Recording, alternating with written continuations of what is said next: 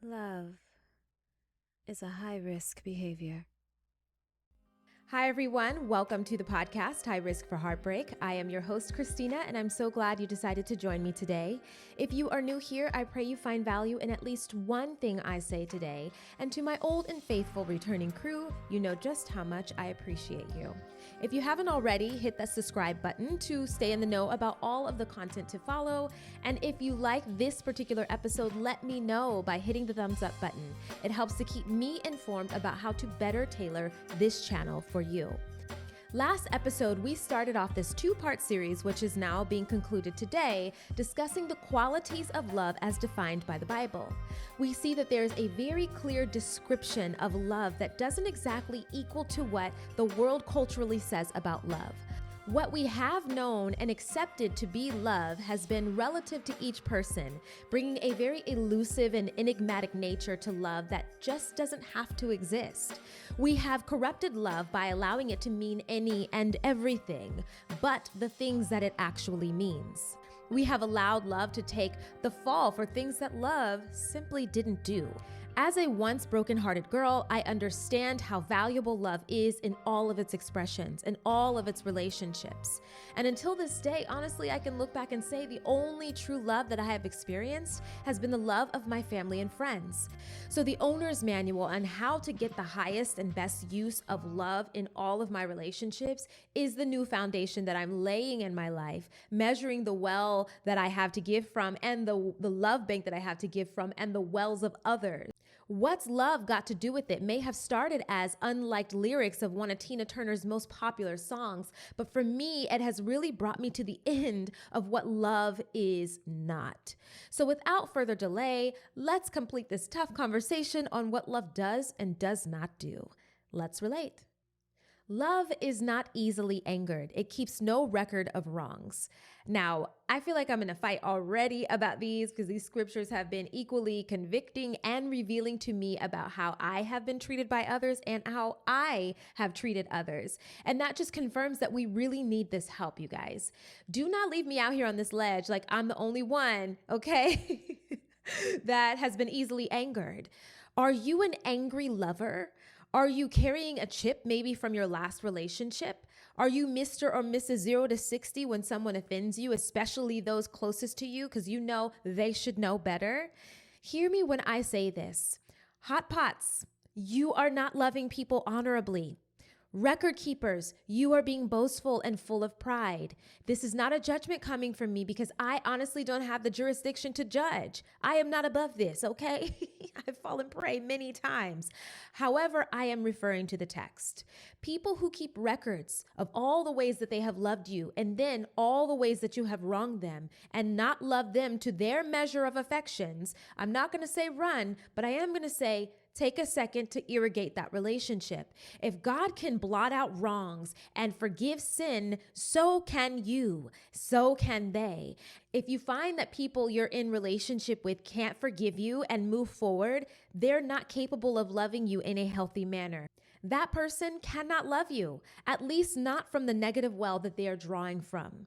There's unnecessary heartache in that. They have to find love for themselves first. Sometimes this looks like making more money. And I know that sounds so off the wall, but people get angry when they can't, when they're barely surviving, right? When they can't afford their life, they get angry, they're upset, they're agitated, like I talked about in the last episode. They're angry because maybe they were cheated on. They're angry because they've experienced deficient love as a child and they're demanding you fix the problems that their mother created. They are angry and they are agitated. Now, my mom works in the NICU, and one of the things that she has seen throughout all of her years of service are the babies that are born as addicts.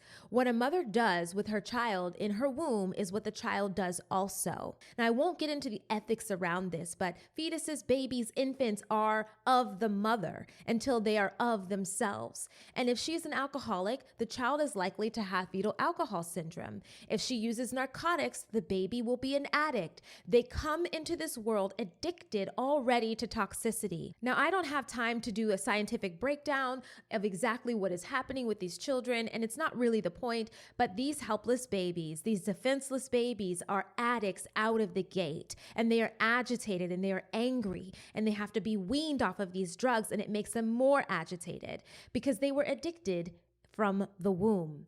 These things that were killing them, they are addicted to. And the same goes for angry people who have claimed to love you, for the record keepers who have claimed to love you, for the bookkeepers who have claimed to love you. There is something addicting to them about being able to hold a record over your head of all the ways they've loved you and all the ways that you have wronged them. I'm just saying you don't have to run, but you do need to be mindful of how people are loving you.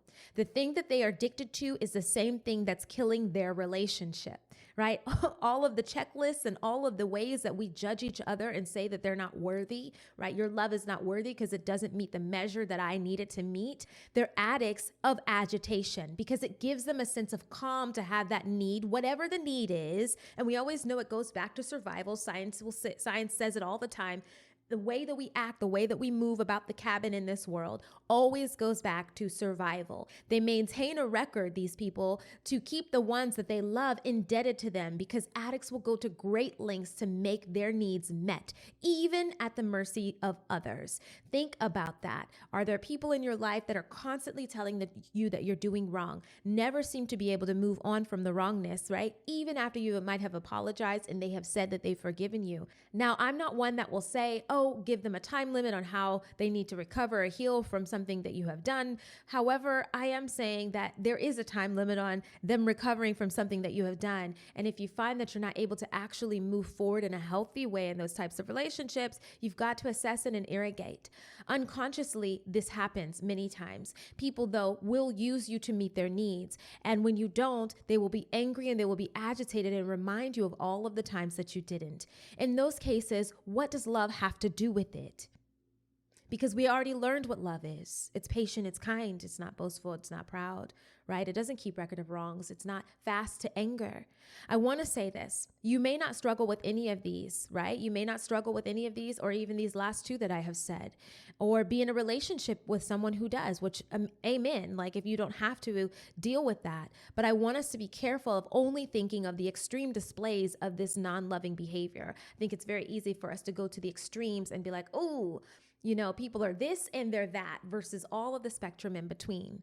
Skeptics and cynics are quiet displayers of this behavior as well. Passive aggressiveness is a display of this behavior as well. And the correctors or people who need to always be right, or as my therapist calls it, the judge, and that has been my struggle personally, more about myself than it has been so much for others. But I have had people tell me, oh, you come off judgmental. Maybe you have even thought that. I don't mean to. I do speak very passionately and strongly. And some people have even referred to me as feisty. I don't mean to be that way. But I do find that for myself personally, I'm quite critical just because I want to be at the best of myself. I know I'm not perfect and I don't try to be.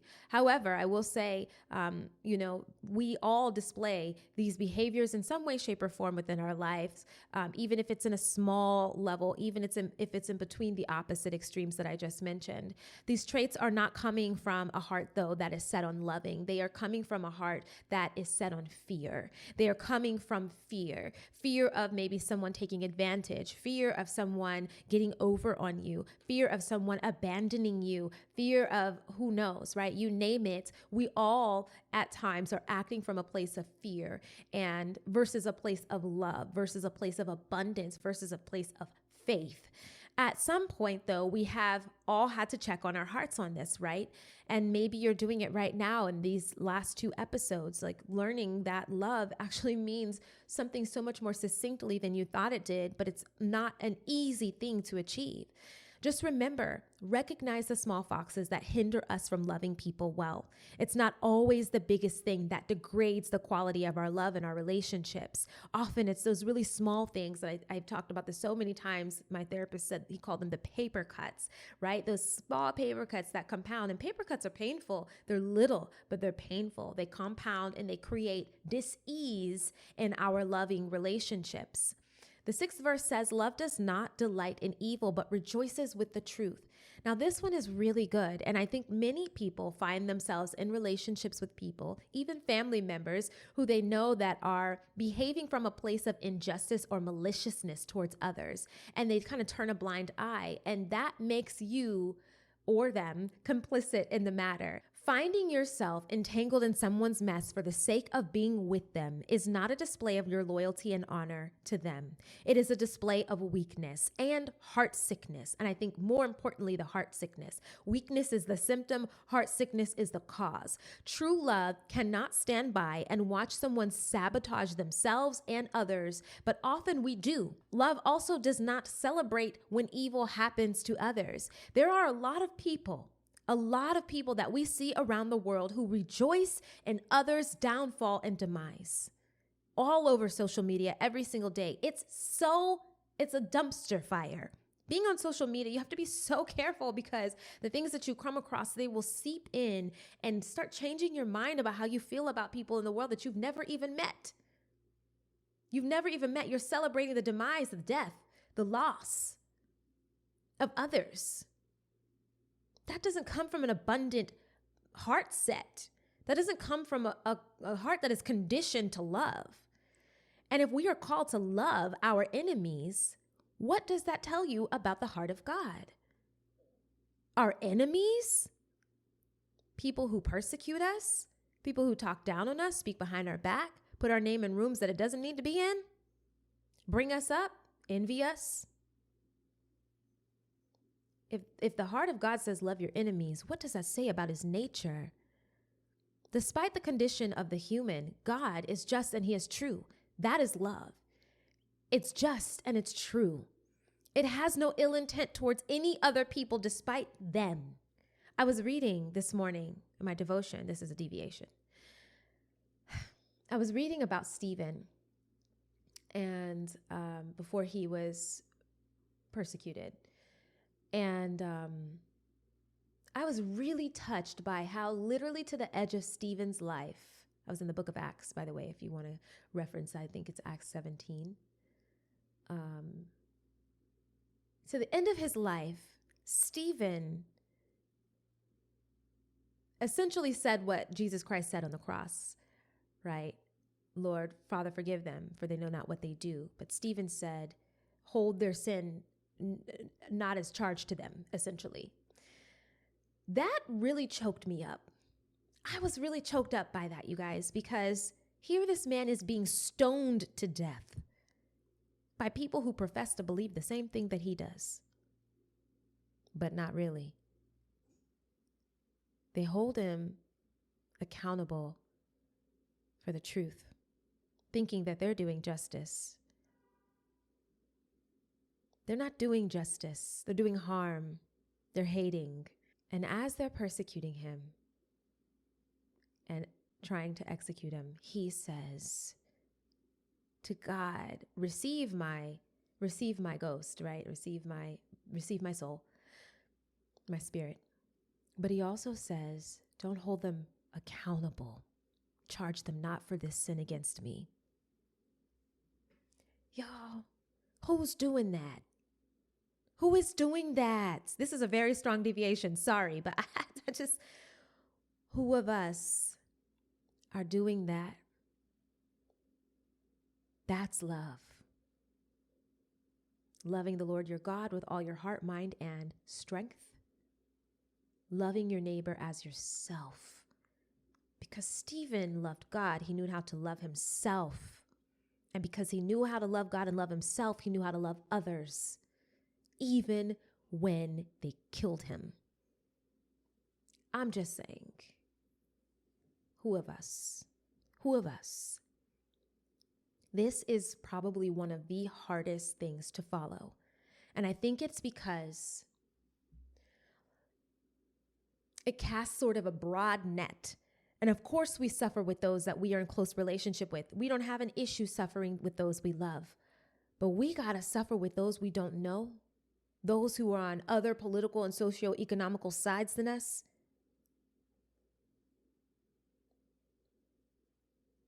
Are we happy they got what they had coming?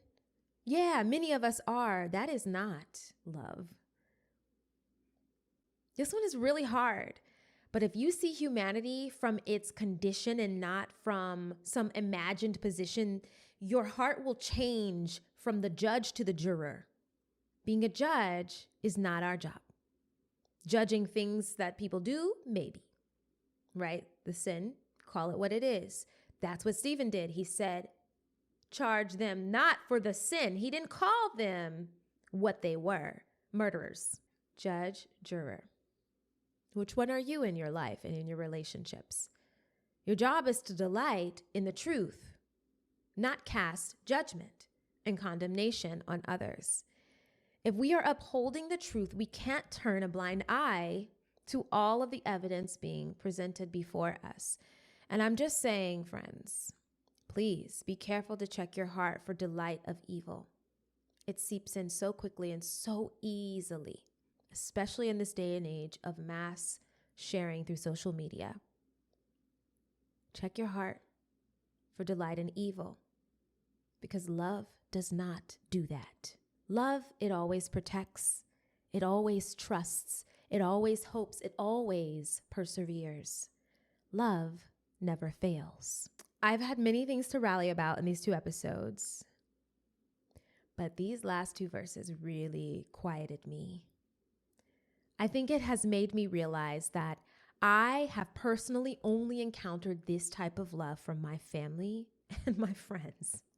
My family and friends love to protect my soul. They protect it by steering me when I am going off the path or when I'm being overly critical of myself. They protect my image of myself and others through gentle correction, and they protect the sanctity of my life and my relationship to God and them. Do those that you're in a relationship with seek to protect you, keeping you from harm of all kinds?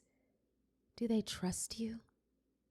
I have learned a lot about how lack of trust in a person manifests itself in a relationship. There's so much talk about manifesting your dreams, etc., and not enough talk about the involuntary manifestation of our heart condition. The things that live within your heart will involuntarily make themselves manifest in your relationships. We see people avoid vulnerability in their relationships because they don't trust the other person to protect them. Love cannot be without trust, which takes both voluntary commitment and involuntary commitment. How can you commit involuntarily? Get your heart right. How you going to win when you ain't right within? Matthew 12:34 says, "You brood of vipers, how can you speak good when you are evil?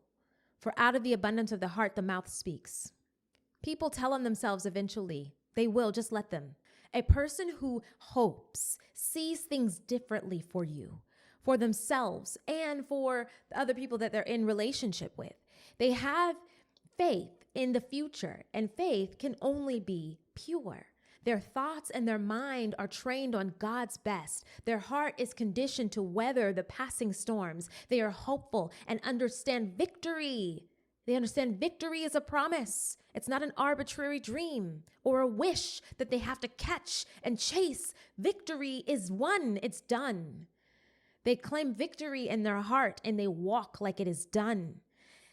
That aspect of love is so hard for us. It's hard to remain hopeful through the storms of life and your relationships. But healthy love is hope-filled. Love looks for the best in all people, even when there's not much to look at. That was Stephen. The second to the last part of these collection of verses describe love as having the quality of perseverance. This one is rich, and I know I have been giddy about pretty much all of these, but perseverance, that one gets me. The definition of perseverance is persistence and tenacity, the effort required to do something and to keep doing it until the end, even when it is hard. The Latin definition meaning to abide by something strictly. Love abides, it sticks through even when it's hard to.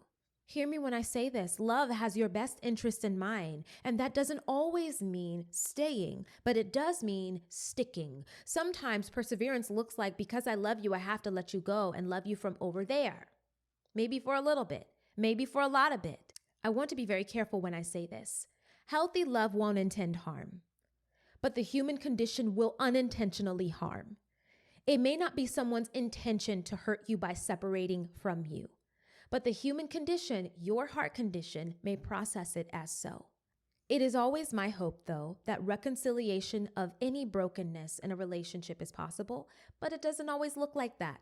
And it doesn't always look like returning to what it looked like before. You may be in a season where that family member is really hard to love up close.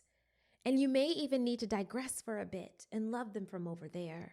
But keep persevering in your love for them. Love perseveres.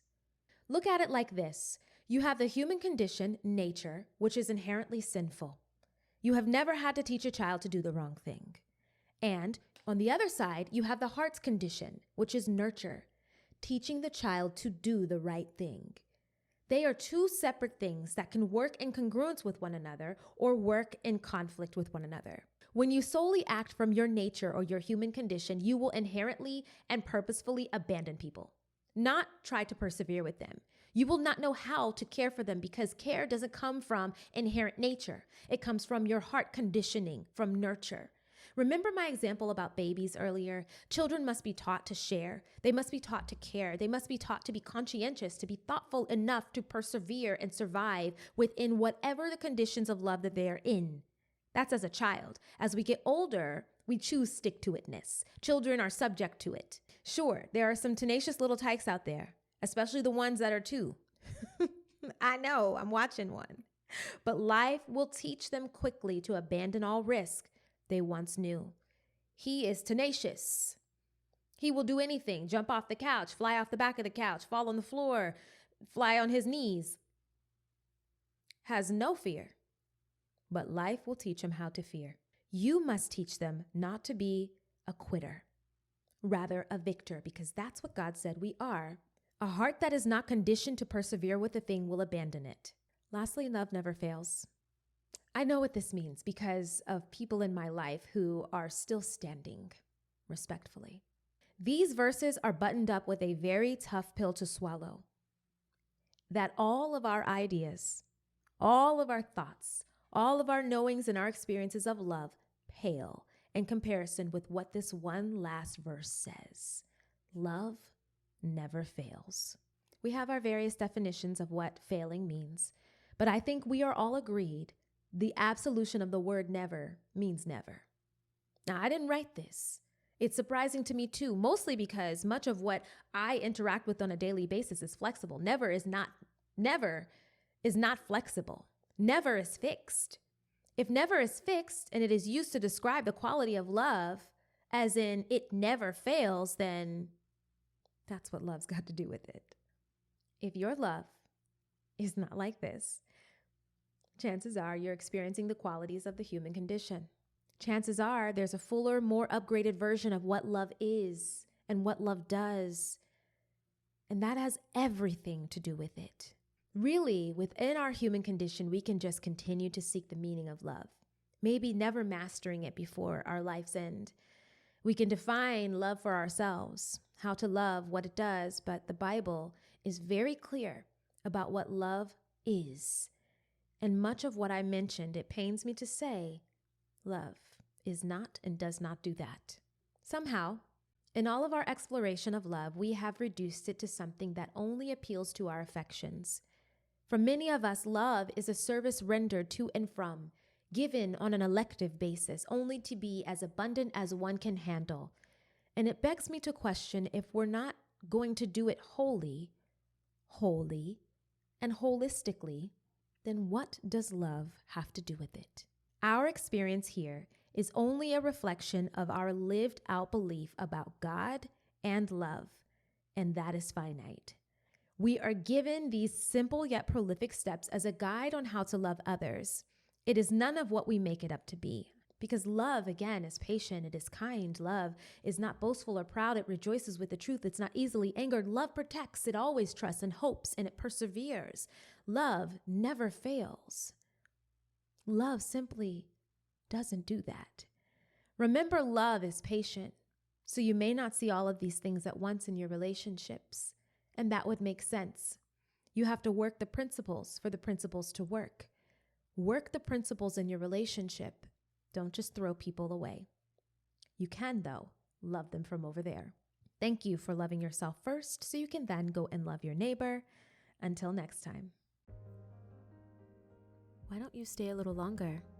You like what you like, right? Subscribe to the channel so we can spend a little more time together, and maybe comment your thoughts because I care what you're thinking.